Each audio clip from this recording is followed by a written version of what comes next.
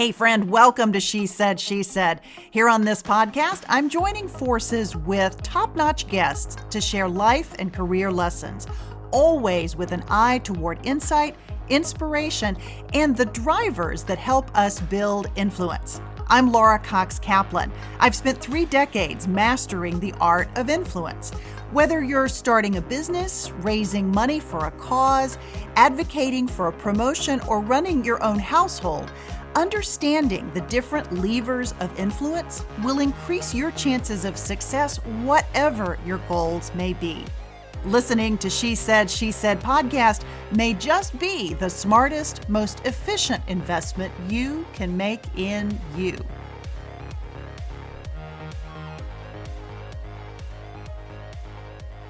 Hey friend, welcome. Today we're talking about the power of story and how harnessing it can be an important part of your influence strategy. I'm talking about knowing how to create stories that help you both attract and retain an audience, stories that help you build support for a cause, stories that help you get invited to dinner parties, stories that win deals. It's a skill. And my guest today is a master at understanding and harnessing that skill and helping you do the same. Kindra Hall is a professional storyteller. She started winning awards as a child when she captivated audiences with her ability to tell a story. She took that talent and turned it into a career which includes not only keynote speaking about storytelling and the power of story, but also online courses, a successful podcast, and 2 books so far. Kindra's first book is entitled Stories That Stick: How Storytelling Can Captivate Customers, Influence Audiences, and Transform Your Business. That book debuted at number 2 on the Wall Street Journal bestseller list, and Forbes magazine said it may be the most valuable business book you will read. Pretty high praise. Her second book is slated for release in January 2022.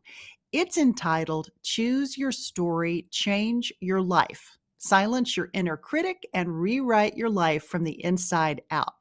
I love the title, and while I have not had a chance to read the book as of yet, I am really excited about it because it echoes a topic that we talk about on this podcast so much, this idea of mindset.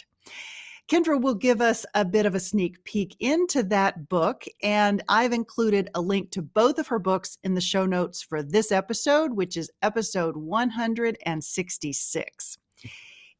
In today's conversation, though, we're going to dig into the power of story and talk about how to harness it to build influence. But we also will talk about how Kindra took her talent and turned it into something that provides a unique offering for others, despite naysayers who questioned her along the way. It's a really important component of Kindra's story. And now, my conversation with Kindra Hall. Kindra, welcome to She Said, She Said. Oh, thank you so much for having me, Laura. I'm just thrilled to be here. I'm so thrilled to have you. I have been a big fan, not only of your book, the first book that was out, but also your terrific podcast called Success Stories, which I really enjoyed. I know you've transitioned out. We'll talk about that in a second, but I'm really happy to have you here today. Oh, I as we were talking just briefly before, it's so great when 2 podcasters come together. So female podcasters, exactly, too. Even more so. Yes. Okay, let's jump in. You are a professional storyteller. I am. And you help others master this craft. I'd love for you to talk about why storytelling, when it's done well, really matters. Yeah, I think that there are so many different layers to the power of storytelling, and more they're being revealed, I think, every day. Stories are how we connect to people. They're how we relate. They're how we make sense of ourselves and the world around us. And I remember one of the first times, as we look back on our lives and we have these different moments. And it's only when looking back, we're like, oh, that was a moment. But I remember I was in the minivan with my family. I grew up in northern Minnesota. So I grew up in Minnesota and then we had a cabin in northern Minnesota. So we would drive to the cabin on the weekends.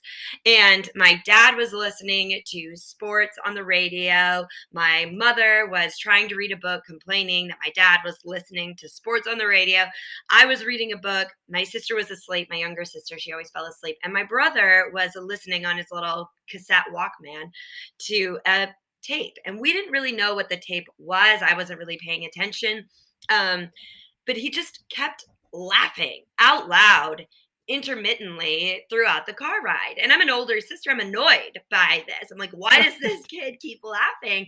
And so eventually it just became so disruptive, which, if laughter can be disruptive, that we took the tape out of his cassette player and put it in the cassette player for the entire van.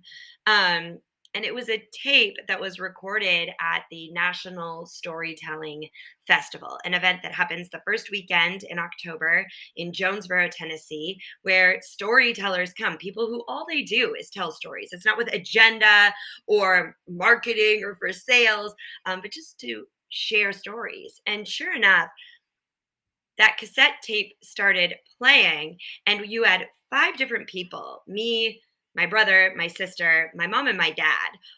And we were young and they were old, and we all came to life from very different places, if you think. And I remember the whole car being united, listening to these stories. And it was one of those moments where you just realize, in the disjointedness of life and work and people and chaos, a story really is a thing that can bring people from all different walks of life. Now, of course, I mean, it was my family, we're similar in many ways.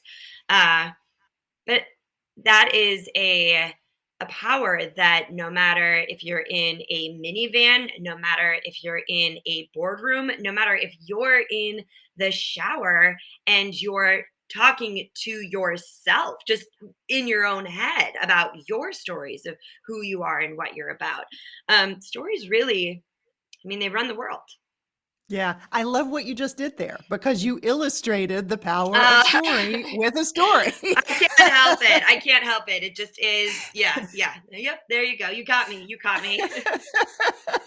I love it. I love it. So I'd love for you to talk a little bit about how you got your start. You recognize this power of story, but when did that moment happen when you knew this was going to be something for you, and how did you get started? It was a series of moments. I would have these standout experiences that it started when I was very young. I told my first story as an assignment in fifth grade.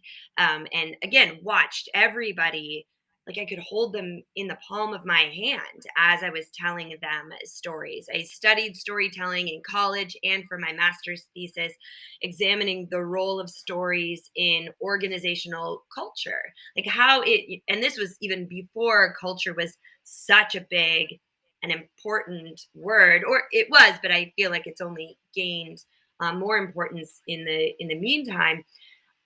But watching within an organization how stories shape the understanding of who we are and what we do.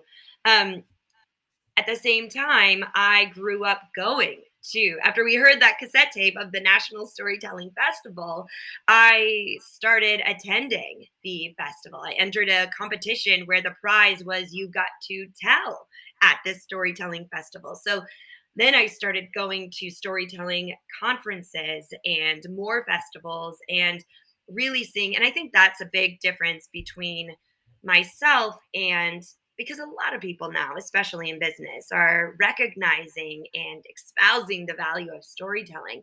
But I didn't come to storytelling first from business or marketing. I came first from sitting in tents at the feet of great storytellers. But I think, there are many moments where we realize that, oh, maybe this really is something. And the distance between the realization and when it really comes to can Mhm. be there could be a whole lot of space between those two places. But I think that one of the big moments for me was I was in a sales role, in a marketing role, and I had to deliver for my role at the company. I had to deliver a keynote presentation, and it was really my first one, but it wasn't my own. It was mine, but it was in this role.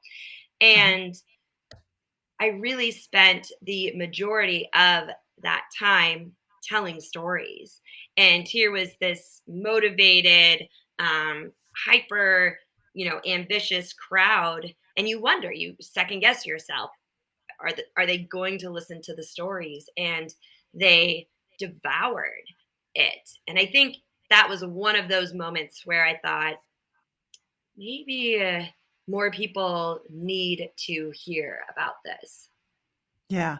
What do you think is the sort of oftentimes missing link? What is it that makes a story really resonate with an audience versus kind of that missing piece? Where do you find that magic? Because I personally, I think it's really hard to tell a good story. And I think for a lot of people, yourself in Mhm. particular, you have a talent and a gift, and part of that is captivating your audience, but it's telling and sharing a message that ties into a key point. Mhm. But how do you learn to do that, and what is it about this craft of storytelling that sometimes people get wrong? Well, I think you could even see it right there.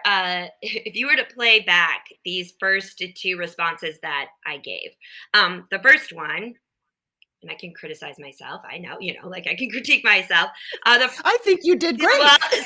so the first one, I told a story, and I told about the minivan and what we were feeling and what was happening. And my guess is, Laura, you were, and the listeners too, you were in a mini. Were you sitting in the minivan with me? Were you? For Brilliant. sure. You were picked. What color was the minivan? Yeah, I could smell someone's Yeah, feet. Yeah. exactly, exactly. And what I'm to answer your question, so that was a story. Then, if you were to go back and listen to my response to your second question, when you were asking, when did you really get started? I didn't tell a story. I told like maybe a mini, like the beginning of a story where I was giving a keynote at a sales conference, but I didn't, like, you probably weren't in the audience with me or on the stage with me. And I talked about that I had these different credentials and this fascination. So so that's where people go wrong is Mhm. but an average person would say that that second response I gave was, "Oh, she was telling her story." No, I wasn't. I was just telling you about me. But you're Mhm. not going to remember that answer the same way you remembered my first answer. And that's where people miss it is they don't Mhm. tell a story. So can I share with you another story? Yes, please. Just last night, I had the opportunity to go see this show on Broadway called Freestyle Love Supreme. And basically, it is a musical improv. It was started by Lin Manuel Miranda. And they use the audience. You yell out words, and then the actors and musicians on stage act it all out. Well, at one point in the show, they call out to the audience and they say, "Give us a word. Um, we need a word of something that you cannot live without, something that just you love, like is a part of your life." Now, this is coupled with a couple exercises before that. They were like, "What are the things that are really bothering you right now?" And one woman yelled out, "Fake pockets," which women, right? Like, what? And so they did this whole skit about fake pockets, which was hilarious and amazing. Yes. Okay.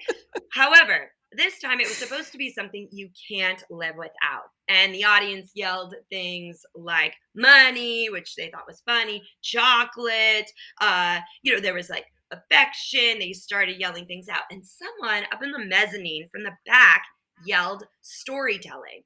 And I was there with my girlfriends, and they all like start elbowing me, and I'm like, I have nothing to do with this. And then the actors choose one of the words. So they could have chosen money, they could have chosen chocolate, but the one woman said, I'm choosing storytelling. And so then she starts, they make up this song. So there are three actors on stage.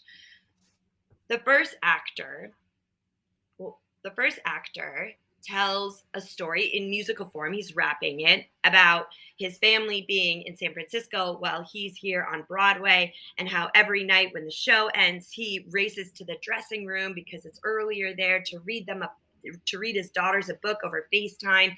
And now they've actually moved to New York, but they're trying to get adjusted and they miss their friends, and this whole, and so it has, you're picturing the daughters, you're picturing him backstage reading the book, you're, and then the other two, and so it was just right, like I Right. could recite it back to you. The other two did a great job. However, what they said, the first said, I want to hear the stories from my grandparents, I want to be able to tell the stories from where I came from, talking about storytelling. And Mhm. then the third actor, all he just kept saying is, I'm telling my story, this is my story, this is my story. But just saying you're telling a story isn't telling a story. Now, Right. so again, that's the difference, Yeah. is where people get it wrong, is they think they're telling a story because they say I am telling a story. um Yeah. but there's more to it. It needs those, and in stories that stick, I talk about the four key components that make a story great. And it's having identifiable characters, which in the two story examples that I gave you, my own story in the van and the story of the guy on stage, like, you were picturing his daughters, and you're hearing this secondhand from me. Like, Right. I'm trying to remember what he said last night, but I can. It needs, so identifiable characters, authentic emotion. There needs to be real emotion in it, a moment, an opportunity for the listener to see themselves in the story, and then to drive it home, very specific details. So even me describing the cassette tape, the Walkman, you were probably picturing that. The Mhm. gentleman on stage last night said the title of the book that he was reading to his daughters. Now, I distinctly realized that his daughters are a different age than my kids, because it was the title of a book that I don't know. But other people were laughing about it because they Mhm. have kids that age and they're all reading that book to their kids. Long answer, but hopefully that helps to illustrate the biggest missed opportunity. Completely, completely. I think it's the perfect illustration. I absolutely love it. Okay, so this season on She Said podcast, we're doing a deep dive into the levers that help us build influence. Mm, And storytelling, I think, is a one of the perfect elements of this idea of how we build influence. But I'd love for you to talk a little bit about how you see that connection between personal influence and storytelling. I mean, I think that because stories are programmed into who we are as humans, they are the most powerful, and at the same time, when used for good, and not lying. Okay, so storytelling is not lying. Okay, it's not Right. making things up, but also the most authentic. If you think about the people that you are influenced most by, they are people that you feel like you know. And when we feel like we know someone, we trust them, or we don't. But if it's, let's go down the path of, we feel like we trust them, we feel like we like them more, we can relate to them. And that is all, those are necessary ingredients for influence. So in terms of outward influence, storytelling is an obvious choice.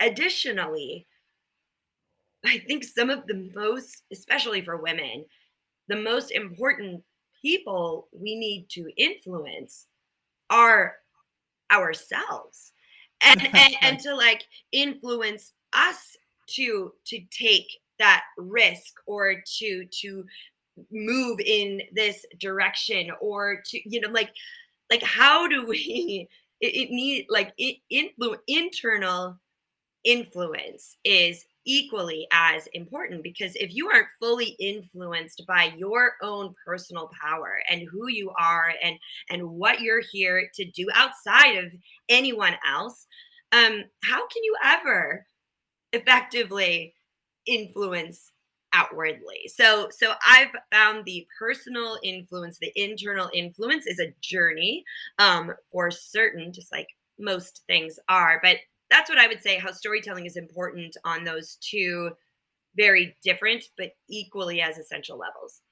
Yeah, I love that, and it obviously takes us into your second book, Choose Your Story, Change Your Yeah. Life, which I wanna talk about in a second, but it's a really interesting lead up to that idea of leading to the stories that we tell Yeah. ourselves.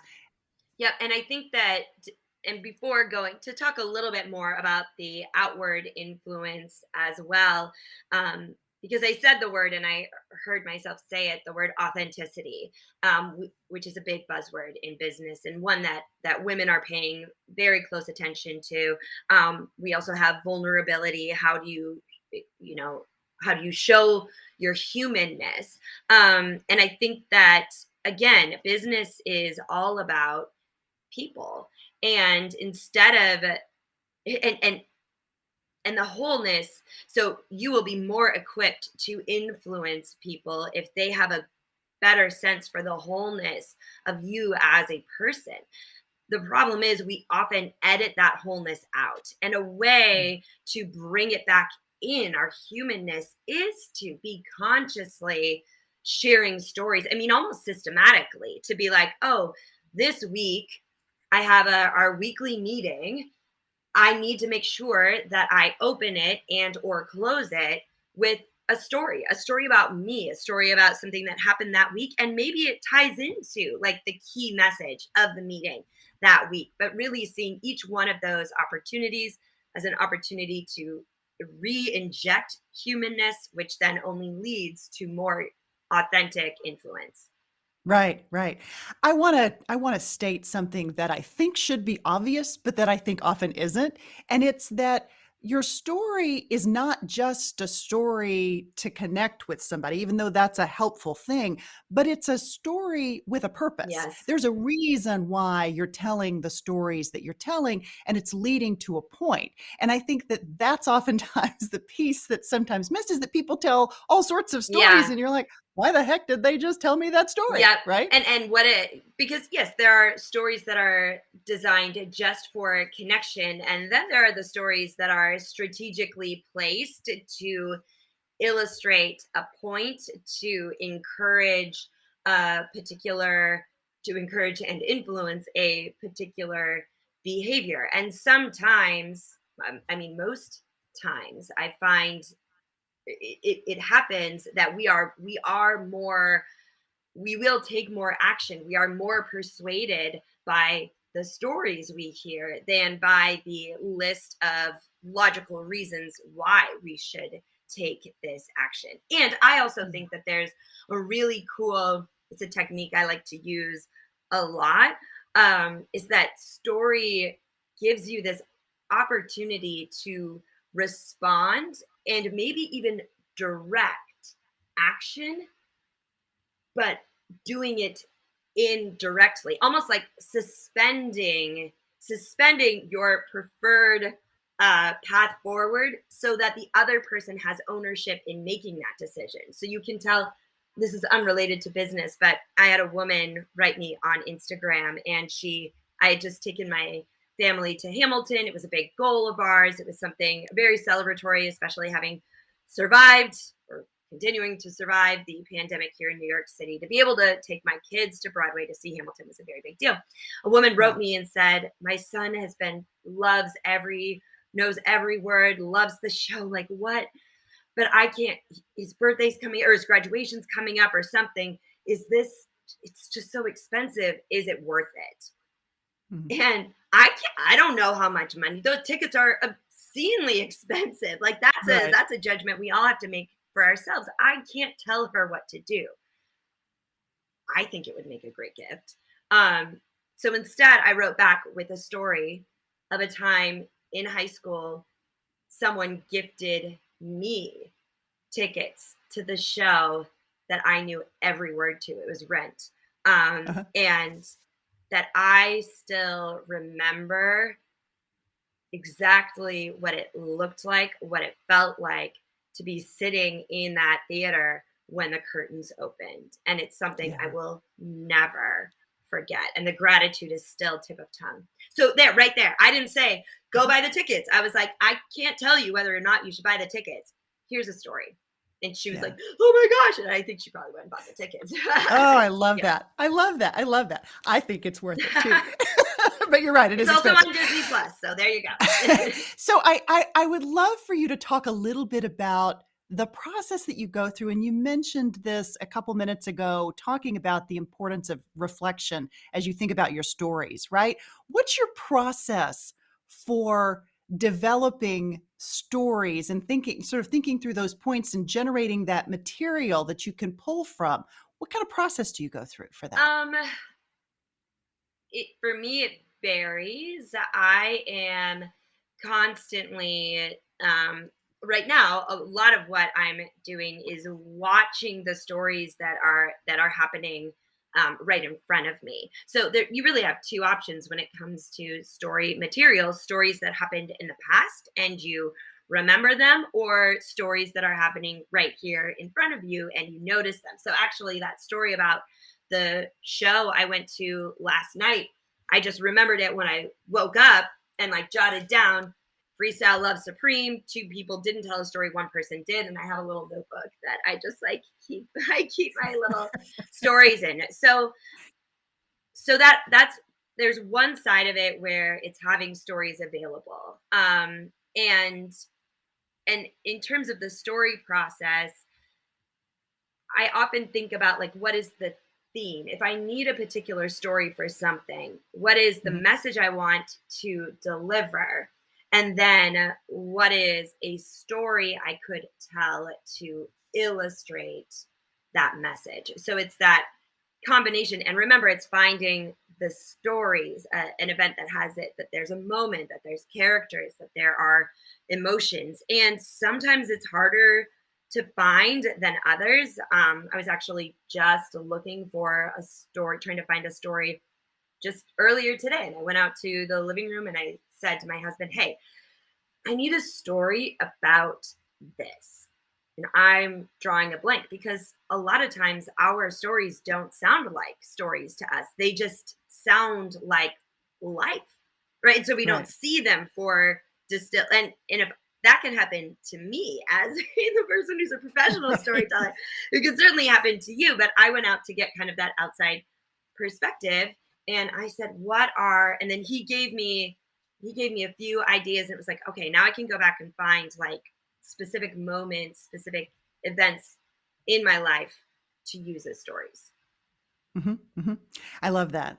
I think that's great. You also do an amazing job on your Instagram. You're Kindra with an I, Kindra Yeah. Hall on Instagram. You do a great job of illustrating this power of story through your Instagram, where you're telling little vignettes with some regularity. And I love that. I think that's how I originally found you. And then Oh, I found Success Stories. But I would urge folks listening to take a look at Kendra's Instagram because it's really terrific. Okay, so let's talk a little bit about building a career as a storyteller. And I've heard you talk about the fact that when you first thought about making this a career, there were lots of people who second guessed you. Well, is that really a real thing? And, yeah. you know, how do you, is this a real job? How did you deal with that second guessing as you were trying to get your start? I mean, I don't think second guessing is easy for anyone, when you're second guessed about something, especially when I was just getting started, I didn't know for sure. Like I was making it up. I didn't know. And so it was hard. I remember at the time, so I had left my job. My plan was to start this company for storytelling, but I didn't really know what it was going to be or what was going to happen. And then a week after I quit my job, I found out I was pregnant. And of course, we were delighted, but it kind of meant then that my made up job would, the baby took all of that brain. I mean, my son, my firstborn, is brilliant. I think he stole it from me. Like, now that I think about it, I'm like, you took that. Because here I was, like, I wasn't working and I was trying to figure out. So it went through so many different iterations. And then when I finally, then I had a second child, and then I wrote a book of stories, and then, I was trying to find my way. And then I Mhm. finally decided that I was going to teach people how to do storytelling. And yes, I had friends come and say, who's going to buy that? Like, what even is that? And I think that what I did, and this is something that I recommend to everyone, is I didn't know if it was going to work or not, but I was very aware. So, two things. Number one, in those moments of self doubt, I would go back and very consciously look at my life and pull up some of those very key moments that sometimes just get lost in they aren't key unless you identify them or peg them or choose them as key Right, stories. right. But like the time that I told a story on a whim for a talent show, for the Minnesota State Fair talent show, and ended up making it to the final round and was telling a fairy tale to 15,000 people. Like, and got second place because I went a little over time, which I do that from time to time. Or like that my boss at the Outback Steakhouse when I was in college, who was just this like hot-headed Costa Rican guy, found out that I did this storytelling thing. And then he would have me tell stories to his key guests, which were the movers and shakers of Fargo, North Dakota, because the Outback Steakhouse was the fanciest restaurant there was. He would have me go to the tables while I was have somebody else bring the Diet Coke to my table and have me tell stories in the Outback. Like, there have been time after time after time of happenings in my life. And I think anybody, if you were to look back over the course of your life and look for these and see them as stories, that it was like, this was destined to be. Like, this is, and I'm a big believer in destiny and trying to find your way there. And these were in the new book, I call them the bricks on my yellow brick road to whatever this emerald city was for me. And so I would tell myself these stories of, listen, I don't know how much farther I have to go to the Emerald City. I'm not even really sure what it looks like or who's there, how to Yeah. get in. But I have these stories that are showing me that this is the path I'm supposed to be on. So that was a key thing. And I think that's really Mhm. important anytime you're facing self-doubt or you're trying to build confidence, kind of like Dorothy in her shoes. Like, it's in you already. You just have Yeah. to choose to see it for that. And then the second thing that I feel like I've always been pretty good at, we all have our moments, I mean 2020 being one of them, is understanding these pauses, these questions, these, is that really going to work, as the middle of the story. Mm. Like, and what if you did just stop reading in the middle and you're like, I don't know how that's gonna, like, don't you want to see? And yeah, the middle is the part where you're like, where you want it to, you want to see what happens next. I mean, you want to see where, Right. I mean, my husband and I are watching Gossip Girl, the original one, for the first time. It's like 6 seasons long. Every season is 25 episodes. I mean, it's pretty cheesy for the whole thing, but I want to see how this thing turns out. And I dedicate at least 1 hour, sometimes two, to getting through the middle of Gossip Girl so I can see how it ends. Don't tell me. I don't know who Gossip Girl is. I have some suspicions. Don't tell me who it is. I know I won't I tell know you. it's my own fault because I'm watching it 20 years later. But so those two things, finding those stories that you can use as evidence, as the Mhm. bricks in your path. And number two, being like, all right, yeah, this is the middle. I don't know how this is going to turn out. And there's so much freedom in that suspension. Yeah, and just being willing to to put faith in yourself and in these moments. That's really great advice. Okay, I'd love for you to talk a little bit about the COVID Mm. experience for someone who is a professional speaker. You do some other things too, but a big part of your business Yeah. is professional speaking before large crowds of people. Mhm. COVID happens and you're not going to be speaking in front of people. So tell me about the last several months and what that meant to you and how you had to pivot. I mean, I think that for all of us now, however many months in, I stopped counting. I'm just going to round it Right. all as Might a as well. year. It's all one year. It may be 2020 and 2021, or hopefully not much of 2022, but it's all just one year for me. Um, that it really is the great recalibration of what do I really want for my life? What am I willing to sacrifice? What was important that isn't anymore? What wasn't important that now is? Um, for me, COVID started, and the effects of, I'm very fortunate. We didn't have any immediate family members pass away, and our family remained healthy. I think we probably had it December 2019, honestly. But when March 2020 hit, I watched hundreds of that, like my entire income vanish overnight, and it didn't. It just was.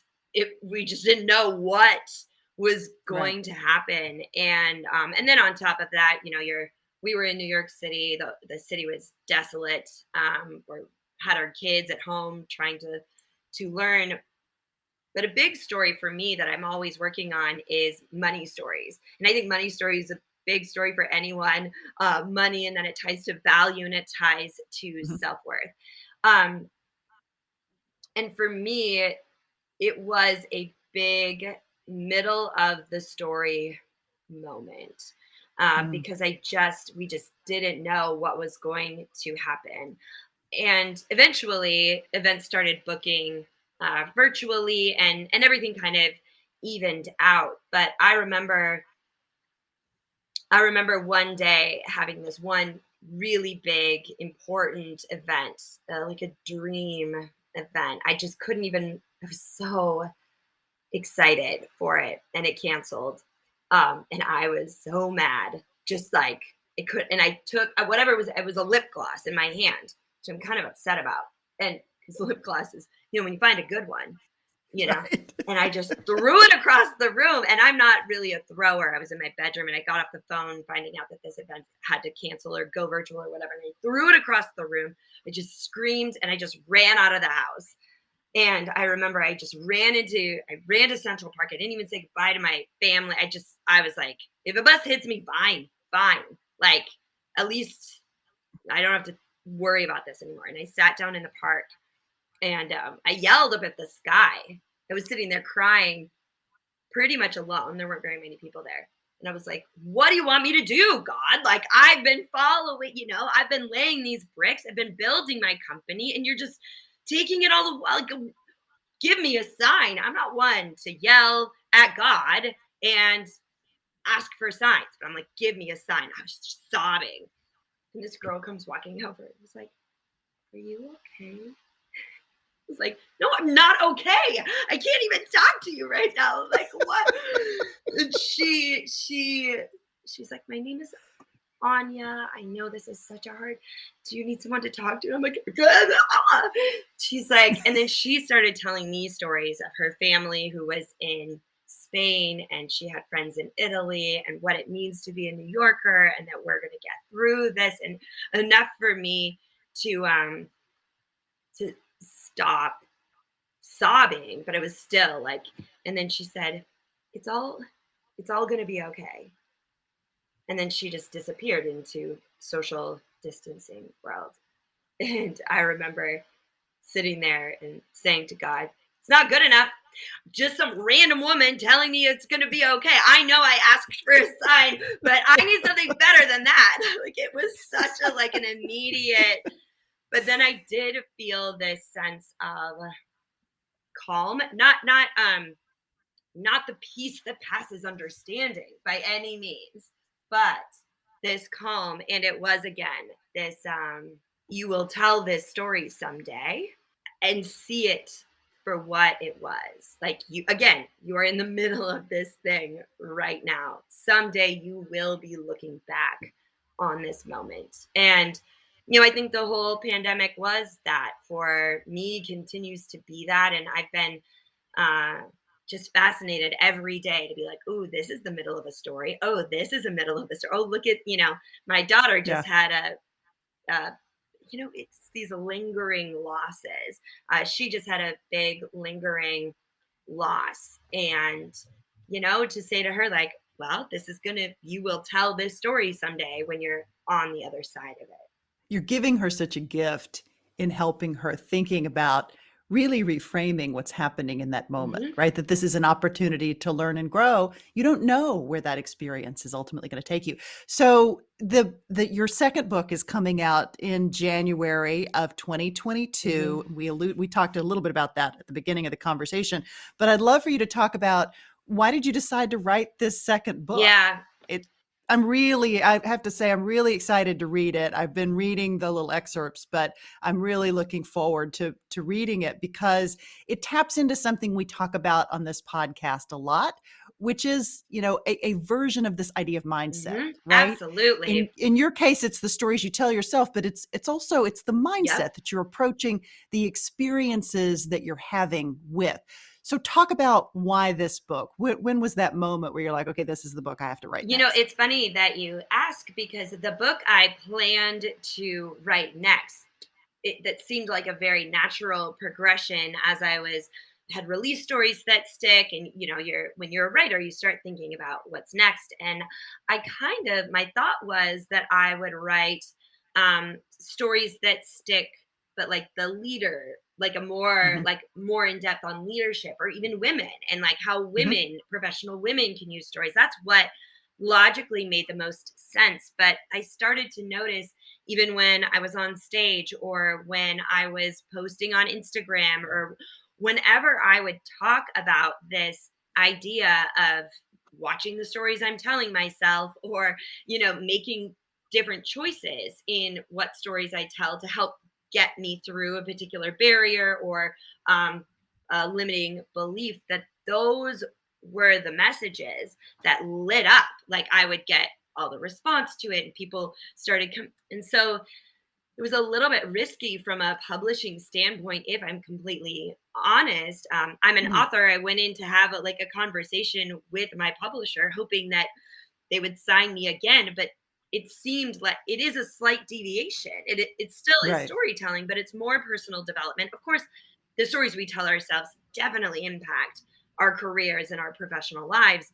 But they too were like, this is exactly, and this was before 2020, so Mhm. they were like, no, this is the book that needs to be written. Now, of course, the challenge with that is I had been using it myself, this method, helping my friends through it, my family. But I had a lot of catching up to do in terms of having it book ready. I felt there Right. was a lot of self doubt, a lot of imposters, which, let me tell you, it is really, it adds a little extra kick to it when your book deals a lot with the stories you tell yourself, and self doubt, and imposter syndrome, and thinking the things that you say that you can't, and you're struggling with all of those things as you're writing Uh-huh. a book about. So it was I mean, I'm exhausted, I will say that. But yeah, I think it was the book that it wasn't the book I was planning to write, but I think it was the book that needed to be read. Yeah.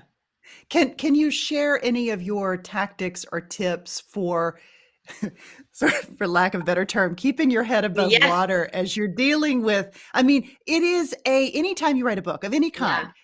it's a deep dive into your soul and into to being vulnerable with an audience in a way that maybe you haven't done previously. Now you have this previous book already under your belt, but this is a different one. And so talk a little bit about what your tactics were beyond storytelling How did you keep yourself above Ugh. water? It's funny that you say above water because a big metaphor or illustration that I use in the book is about the icebergs, that we have these masses of things that lurk under the water that like seem to pull us down. Um, Again, and it's going to sound so self-serving, but for example, just yesterday I was recording the audiobook. It was my second day of recording, and if you think writing a book that is much more personal, as you just said, is hard to do, imagine then sitting in a booth all alone reading it out loud for 6 hours, and you're like trying to read it in a way that doesn't, like that it's interesting to listen to, like the tonation of your voice, but then you're reading things and you're like, and I got to a point where I thought, there are too many stories in here. There are too many stories about me. There are too many of my stories in here. And I started to get like, I don't know, like I was saying yes, I Spiraling. was Yeah. spiraling, like the exact thing that we all deal with, which is what this method is meant to. And that's the thing, is it happens even if you're practice. This is a lifelong practice of changing and choosing better stories to tell yourself. So in the moment I couldn't really, I was doing too many other things like reading and trying not to shift in my chair, so I squeaked and had to start over, making sure my stomach didn't growl, because you got to start over if your stomach growls.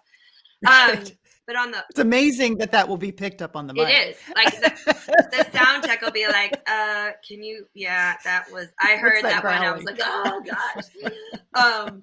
And so yeah, and then you have that, and then I was trying to get outside, because outside affirmation helps, right?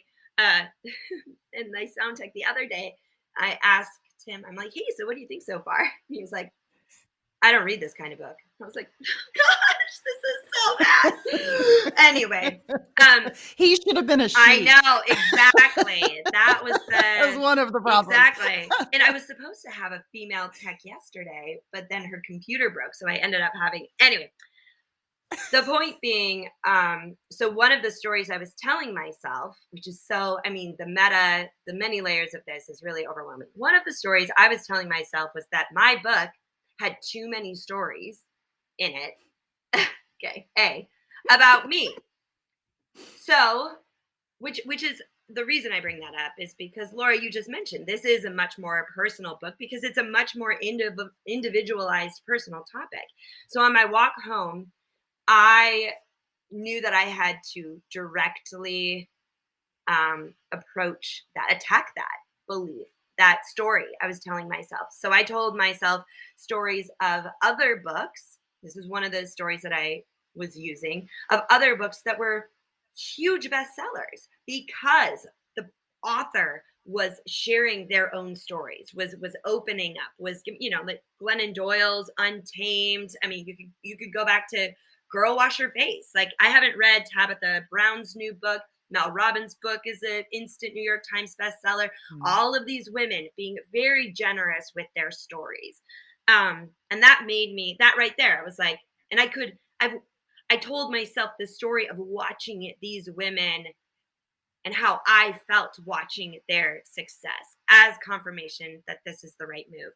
And then secondly, I went back through my catalog of memory and told myself the stories of when I've I've shared personal stories, even in a professional setting, and how people respond so profoundly to that. And that, and then, so I'm going through, and then you add all this to it, right? I'm a big believer in the universe talking back to you. So I'm walking home, I'm running home because I'm late after recording. This has all happened yesterday. I have to then go back downtown because I'm going to the show. And then I'm sitting in the show, still like trying, shaking off the day and the doubt and everything. And I am sitting in the show. And somebody from the back yells out storytelling. And the woman on the stage chooses it as the word. And they sing a whole 10-minute number all about storytelling. And I was like, okay, I will take that as a sign as well. So, but then all of these, so then that becomes that moment with watching the Freestyle Love Supreme show last night. Now that is a story that I can tell myself that no, people are hungry for this. Um, I don't even know what your question was, but apparently I feel very strongly about it. I hope I answered it. I love that, and you did answer it because it was all about how you deal with these moments where you have that self-doubt, where you start to second guess and question yourself. How do you continue to plow through Mhm. that? And when you're the person who's writing the book as the authority, it just magnifies that whole experience. So I love that answer. I think that's Good. perfect. I'd love for you to talk a bit about Success Stories, which was your podcast, an affiliation with Success Magazine. You have recently transitioned out, but I would really like for you to talk about how one of the questions that you asked guests was how they define success for themselves. I'd love for you to take that question Mm. and also talk about, too, what you learned from the experience of hearing from all of these incredibly diverse and really interesting, successful people, very different vantage points. Yeah, I think that the one thing I learned is how much better they are at answering that question than I am. Like I really I need to write down my answers so that it would be only fair. So I'm gonna pause that while at the back of my brain figure out what my definition of success is. But at the time of recording that those podcast episodes, that it was about a year and a half, that I was hosting that podcast. And it started in the middle of the pandemic. It started with me asking myself the question, okay, so I'm not going to be traveling, which used to take up so much of my time. What do I want to become instead? What do I want to do? Do I want to go back and get my PhD? What do I want to do? And the next day, Mhm. I got a call from Success and they were interested in a partnership. And so the podcast was born. And the reason I share that is because, like we've been discussing, the past 18 months, 20 months, however long it's been, has been this great redefinition. I think so many of us are redefining or asking more deeply what success means to us. And the thing that I heard over and over again from these incredible guests who I was asking this question is that the definition of success is entirely fluid, Right. and extremely personal. And and I think more than anything, it's a feeling, than it is a for almost all of them. It was more like a feeling than it was a checklist of items. And I really had been trying to simplify success or quantify it for myself. And in years past, in different phases of my life, like setting certain financial goals was a huge that was my definition of success. And it Mhm. worked. It was very motivating. It felt very aligned with who I was and what I was trying to do at the time. That isn't necessarily the case anymore. And if I'm totally honest, it's been like kind of a free fall to not have something as concrete as money or numbers to cling to for success. Mhm. But all of these incredible leaders reassured me that success really is, it changes, and and it's different for every person. I think for me right now, success happens, I feel it in moments. It comes in flashes, and it's these like bright moments of I am doing I am what me uniquely Kindra is here to do. And sometimes that's a moment with my children. Sometimes that's a moment after having a conversation with a friend who needed it. Sometimes it's a big stage moment. Um, but success is in these like little moments, is what I've found for me. I love that. Okay, I have 3 lightning round Oh, geez. questions. Okay. Very quick, okay? Where are you finding inspiration these days? A book, a movie, a show? You know what? Where I am finding inspiration on the streets right now. mm, In New York, just seeing people back on the street, like there really is something about being out in the community and not even necessarily having to talk to anybody, but just having other people around. That is feeling. I think I was really hungry for that and didn't even realize it. So that's where I'm finding yeah, inspiration. I love that. What's your favorite way to refuel or recharge? We have a So there's two things. We have a house out by the beach, and I never really thought of like my I never really thought of myself as a beach house person. That was more a dream of my husband's. But like my parents would drive us in the minivan to our cabin in northern Minnesota. There's something about this particular we go out to Montauk, this particular house that every time I go, I feel very recharged. Now that's a big one. Soul Cycle makes me Mm, feel that way. That's a place where I just feel 100% me present and building Legos. mm. I There you love go. building Lego sets. Now, eventually your family's going to age out of that, No, so you may have to they're not. find something. They're No. not. I haven't aged out. We are. I no no. I buy my own sets. They have Legos Oh for my gosh, adults. Like seriously. I have a Lego typewriter that's so cool. Like I have all the Legos. Yeah, Okay, I'm the grown up impressed. Legos. That's very impressive. Mm-hmm. Okay, last one. Single piece of advice, life hack or mantra. Maybe it's something that you wish you could tell 24-year-old Kendra, or maybe it's a life hack that you especially like, or it's a mantra that you tell yourself. What would be yours? Mine is definitely, and it sounds cliche, but go with me here. It's to be you. um in so many different ways. When you're the storyteller, that doesn't make any sense to people.